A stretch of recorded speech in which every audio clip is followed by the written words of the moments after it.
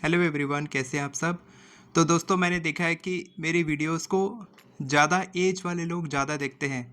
अगर आप भी 35 से 44 या फिर 44 से भी ज़्यादा एज के हैं तो कमेंट में बताएंगे आपकी एज क्या है। क्योंकि मैंने देखा है कि जो ज़्यादा एज के लोग हैं उनको एफर्मेशन समझ में नहीं आ रहा है। और इसी वजह से अभी मैं एक कॉल पे गया था और मैंने एक लेडी से बात की, एक बुजुर्ग महिला से बात की मैंने। वो काफ़ी एज की है, मीन्स 85 ईयर्स की एज की है और वो बिल्कुल अकेली रहती है अपने घर में और मेरी वीडियोस रेगुलर देखती हैं। तो जब उन्होंने मेरे साथ कॉल बुक किया था और उन्होंने मुझसे बात की, तब उन्होंने बताया कि उनके हस्बैंड नहीं हैं, तो वो उनके पास पेंशन आती है और उसी से उनका घर चल रहा है। और उनका बेटा भी उनके साथ नहीं रहता, उनका बेटा बहू अलग घर में रहते हैं अपने बच्चों के साथ में। और जो बहू है वो नहीं आना चाहती इस घर में, इसीलिए बेटा भी नहीं आ रहा है और ना ही ये अपने घर में लाना चाहती है जो बहू है, ठीक है। लेकिन ये जो सास है, ये जो उसकी माँ है लड़के की, ये बहुत ज़्यादा चाहती है कि वो अपने बेटे के घर में रहे और बहू के साथ अच्छे से मिलजुल के रह सके, लेकिन ऐसा नहीं हो रहा था। तो इसके लिए उन्होंने कॉल बुक किया था और मैंने उनको अच्छे से समझाया कि आपको क्या मैनिफेस्ट करना चाहिए, कैसे मैनिफेस्ट करना चाहिए। मैंने उनसे एफर्मेशन पूछा तो वो एफर्मेशन बताए और वो एफर्मेशन बिल्कुल गलत है।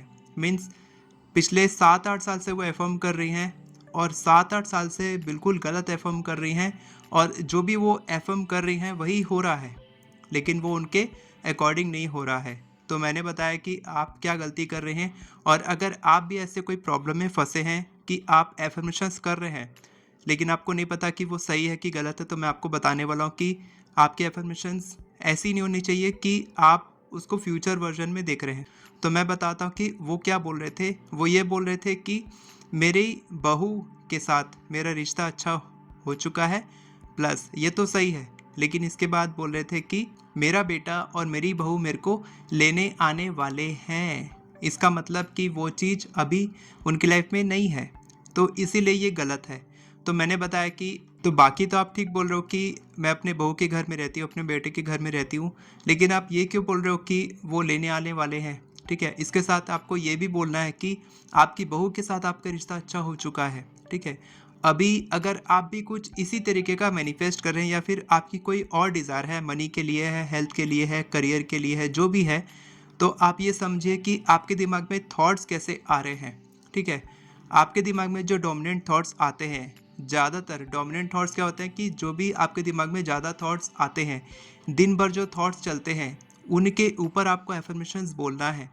जैसे कि उनका जो पहले का जो रिलेशनशिप रहा है अपनी बहू के साथ में, वो अच्छा नहीं था बिल्कुल भी। ठीक है, और कहीं ना कहीं ये भी हुआ है कि उनके साथ अनबन हुई होगी, बहू की गलती हुई होगी या फिर सास की गलती रही होगी, उसमें हम लोग नहीं जाते। लेकिन यह है कि अभी आपको सुधारना है अपना रिश्ता, आपको उनको माफ़ करना है, आपको फॉरगिव करना है। तो रिश्ते को मजबूत बनाने के लिए या रिश्ते को मैनिफेस्ट करने के लिए आपको हमेशा पास्ट को फॉरगिव करना पड़ता है और प्रेजेंट में रहते हुए उस रिश्ते के लिए ग्रेटिट्यूड फील करना होता है। तो जो मैंने उनको बताया वो मैं आपको बताता हूँ कि मैंने उनको क्या बताया। कि मैंने ये बताया कि अभी आप एक काम करो कि आप खुद के लिए होपोनोपोनो कीजिए कि आपके मन में जो नेगेटिव थॉट्स आ रहे हैं अपनी बहू के लिए, वो पहले क्लियर कीजिए। वो क्लियर होंगे, फिर आप अपने एफर्मेशंस को ठीक कीजिए। एफर्मेशंस मैंने उनको बताया कि आपको ये एफर्मेशंस बोलने चाहिए, उन्होंने लिख भी लिया, उनको दे भी दिया रिकॉर्डिंग पूरे सेशन की, तो उनको कभी दिक्कत नहीं आने वाली है एफर्मेशंस या किसी भी चीज़ की। साथ के साथ मैंने बोला कि आप थोड़ा मेडिटेशन कीजिए, क्योंकि वो बहुत स्ट्रेस में रहती है और डिप्रेशन में भी जा चुकी हैं कई बार, और कई बार वो हॉस्पिटलाइज हो चुकी हैं इसी केस के कारण कि वो हमेशा सोचती रहती हैं, हमेशा डिप्रेशन में, हमेशा स्ट्रेस में कि ये क्यों नहीं हो रहा है, ये मैनिफेस्ट क्यों नहीं हो रहा। और 2 से 3 बार बहुत मुश्किल से उनकी जान बची है। उनके जो बेटे हैं वो उनसे बहुत प्यार करते हैं, ऑब्वियसली उनकी माँ है तो प्यार करेंगे ही, और सारा खर्चा वही उठाते हैं हॉस्पिटल वगैरह का।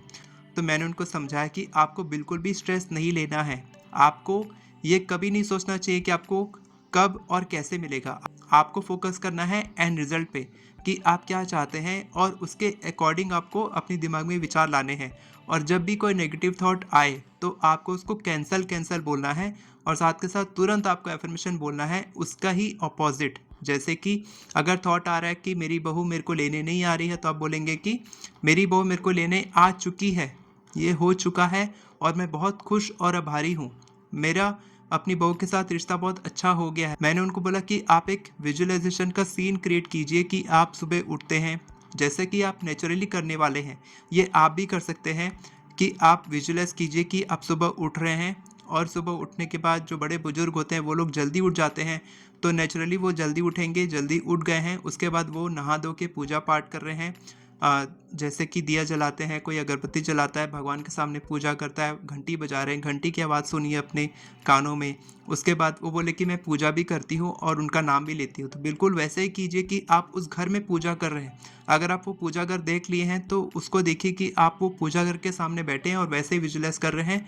और साथ के साथ ये भी देखिए कि उनके जो बेटे के बच्चे हैं वो भी तैयार होके स्कूल जा रहे हैं, उनको बाय कर रहे हैं, उनके पैर छू रहे हैं। ये सब कुछ आप विजुअलाइज कीजिए। उसके बाद उनकी जो बहू है वो उनके लिए नाश्ता बना रही है, उनको पूछ रही है कि आपको चाय कब देनी है। इस तरीके से जो भी आप नेचुरली आपके लाइफ में होने वाला है उस घर में, वो आप अभी से विजुअलाइज कीजिए। और मेरे को लगता है कि अगर वो इन सारी बातों को फॉलो करेंगी तो उनको बहुत जल्दी रिजल्ट मिलेगा, और जब रिजल्ट मिलेगा मैं आपके साथ शेयर करूंगा।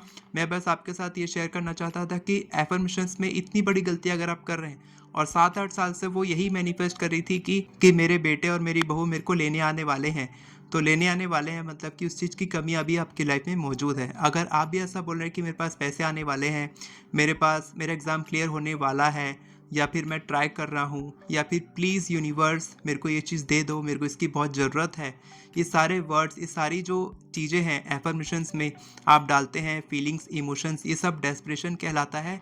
और डेस्परेशन हमेशा आपको वैकेंसी ही देगा, यानी कि उस चीज़ का और खालीपन होगा। अगर पैसे हैं तो वो भी जाने लग जाएंगे, क्योंकि आपने खालीपन मैनिफेस्ट किया है। अगर आपके पास रिश्ता ऑलरेडी है, अगर थोड़ा बहुत भी ठीक ठाक चल रहा है तो वो भी चला जाएगा। और जितना ज़्यादा आप ग्रैटिट्यूड फील करेंगे अपने रिश्ते के लिए, पैसों के लिए, या जो भी आप मैनिफेस्ट करें, तो वो चीज़ आपकी लाइफ में और ज़्यादा आपको बढ़ के मिलेगी। ठीक है, तो यही मैं आपके साथ शेयर करना चाहता था। अगर आपको एफर्मेशन लिखने का सही तरीका जानना है तो डिस्क्रिप्शन में आपको लिंक मिलेगा मेरी एफर्मेशन ई बुक का, उसको बाय करके आप पढ़ सकते हैं और सीख सकते हैं घर बैठे ही। और अगर आपको मेरे साथ जुड़ना है और सीखना है मेरे से, तो आप मेरे किसी भी प्रोग्राम में एनरोल कर सकते हैं। वीडियो के डिस्क्रिप्शन में आपको सारे लिंक्स अवेलेबल मिल जाएंगे। वीडियो पसंद आई हो तो वीडियो को लाइक करें, चैनल को सब्सक्राइब करें, बेल नोटिफिकेशन को ऑन करके ऑल पर क्लिक करें, ताकि आपको इसी तरह के वीडियोस आगे भी मिलते रहे। Thank you so much everyone for watching this video. God bless you.